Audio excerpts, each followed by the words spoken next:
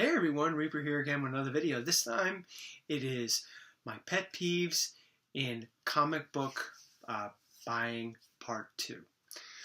So, um, I enjoyed reading the comments from the first video and reading the comments from the first video. Sometimes I don't always respond to you. I'll, love your comment or whatever, and sometimes I'll respond in brief. But I do read the comments. And after reading them, I found that there were so many other pet peeves that all of you shared that I also have that I didn't put in part 1. So that's why I'm doing part 2 right here. So I have a couple of them listed right here, and it still concerns eBay. Okay, mainly eBay. I guess it could really be applied to any place online that you try to purchase a comic book. But for me, it really has a lot to do with eBay. So let's get started. The first one here, that was actually from one of the comments that, yeah, it bothers me too. Stock photos of the comic book that they're selling. Now, usually, not all the time, but usually whenever I see a listing like this, they'll have a stock photo and they'll be maybe a little more descriptive in the description. This is a copy that's fine or very fine or whatever, and it doesn't really go beyond that. That's what I've noticed, but there are a lot of times where someone will use a stock photo and don't even bother to put anything in the description. Either way, whatever the case may be, stock photo description, stock photo no description, I don't buy the book. I mean, I don't really know too many people that actually will buy a book from seeing a stock photo. I don't know too many. Maybe you have, I don't know, but the people that I've talked to and the circle that I chat with, no, that's a big no-no. So yeah, that bothers me. I guess maybe trying to play devil's advocate a little bit here, like I did with the first one with a couple. I guess the reasoning behind that is there are some people that are part of a large organization that just don't have time to go through all the books or whatever, and they put a stock photo up. I guess that's maybe their reasoning, but I mean, I don't necessarily agree with that model. If you have time to list a comic on eBay, you should have time to take a photo of the comic before you sell on eBay. That's just me. Okay, number 2. Every now and then I'll see these. I don't know too much about them, but they irk me a bit. The grab bags. You get to do something where you can get a chance to win an X-Men #1 or an Amazing Spider-Man #1 or Incredible Hulk 181. Yeah, I don't like that. I mean, that's something that I just don't understand. Maybe in the comments you can fill me in on whether or not this is a good thing. But I know for me, again, keeping with the subject of this video, pet peeves, if I'm going to try to buy a book, I actually want to go get the book. I'm not entering some sort of grab bag to possibly get a book. I guess that works if you're like a gambler. I see, and this is just not. I see the grab bag on eBay. I haven't seen it anywhere else. Maybe you have, but I guess that's similar. Well, maybe not really similar. Excuse me, but I notice on Instagram there'll be where you can like buy spots into something. And, I guess when the person who's selling the book, you choose a number or several numbers if you want to buy into it. And if your number comes up, you win the book. Or there's a couple different ways they do it where you buy like 6, you could up to 10 spots on a certain book. And then if your number's called, then you get a top spot in the next one. I mean, it sounds so confusing. But maybe you know what I'm talking about. But I see that a lot on Instagram. Again, that's a gamble. To me, that's just pissing the money away. I mean, I know some people may have won some big things, like an Incredible Hulk 181 and other books, where they say, no, this was actually really great. Good. Good for you that you were able to get something for a lot less, I would assume.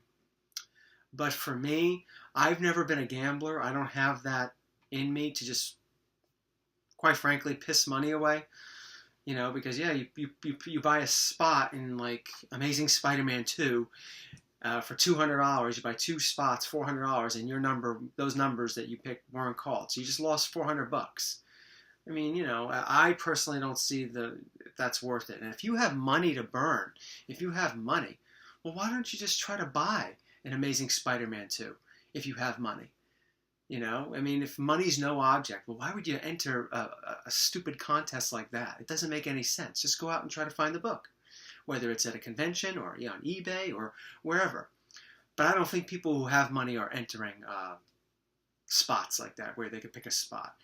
I think it's just people that are just hoping to maybe get their number called. It's really gambling. I don't get it. It's not really for me. But I'm sure for some people it's worked out. And, hey, good for you. Third thing, shipping.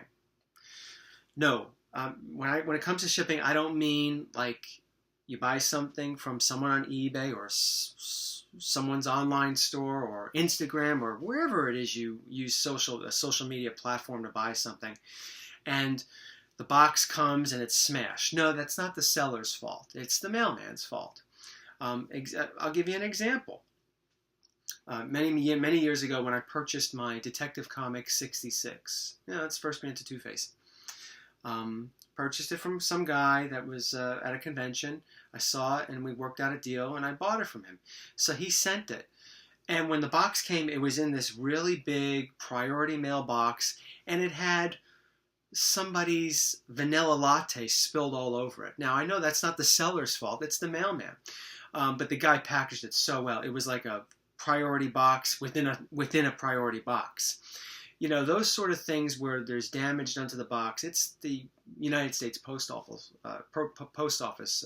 It's their fault, and they take no accountability whatsoever.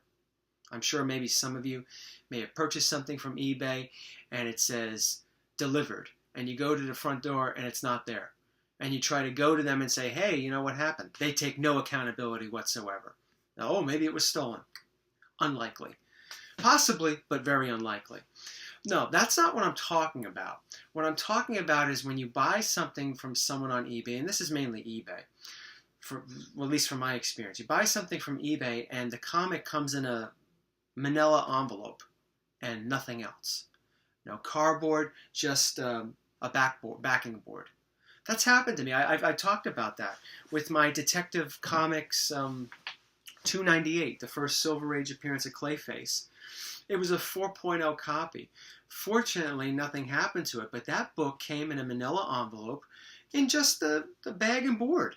No cardboard, nothing. I mean, that could have ended badly. Fortunately, it didn't for me. But I've had a couple where, not as big books, where people just send it out like that. I mean, that is ridiculous. That is ridiculous. I remember that happened to me quite a few years ago with a book that was maybe worth about $25, $30. So I sent the guy an email, a scathing email. I said, what's your problem? Well, how did you think that this was a good idea to send it with no sort of protection whatsoever? And the guy just like rambled like, oh, well, my friend told me to send it this way. I'm like, your friend? You and your friend are idiots. I mean, come on.